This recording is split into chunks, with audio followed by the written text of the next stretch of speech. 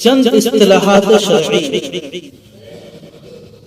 Mudryk, Mudryk क्या बोला? जो शख्स जिसको शुरू से आखिर तक किसी के पीछे जमात की नमाज मिले और उसको मुक्तदी और मोहतम भी कहते हैं। যে মানুষ, যে লোক নামাজ শুরু থেকে শেষ পর্যন্ত কোন ইমামের পিছনে পড়লো তাকে বলা হয় মুদরিক, মুক্তাদি ও মুক্তাদি বলে এবং মুহতাম ও বলে। যে শুরু থেকে শেষ পর্যন্ত কোন ইমামের পিছনে নামাজ পড়লো। মসবুক वो शख्स जो एक रकात या उससे ज्यादा हो जाने के बाद जमात में आकर शरीक हुआ।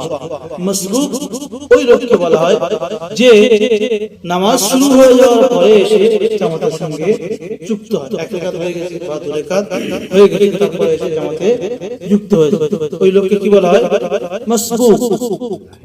लाहिक वो शख्स जो किसी इमाम के पीछे नमाज में शरीक हो और बादे शरीक होने के उसकी सब रकातें या कुछ रकातें जाती रही, उस वजह से कि वो सो गया है या उसको कोई हदस हो जाए, असगर या अकबर।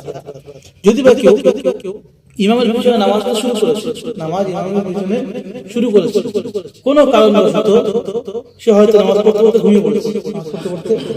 ঘুমিয়ে পড়েছে, বা নামাজ পড়তে পড়তে তার উযু ভেঙে গেছে, বা নামাজ পড়তে পড়তে গোসল করার প্রয়োজন পড়ে গেছে, এরকম যদি হয়, এইরকম লোককে বলা হয় লাহিক।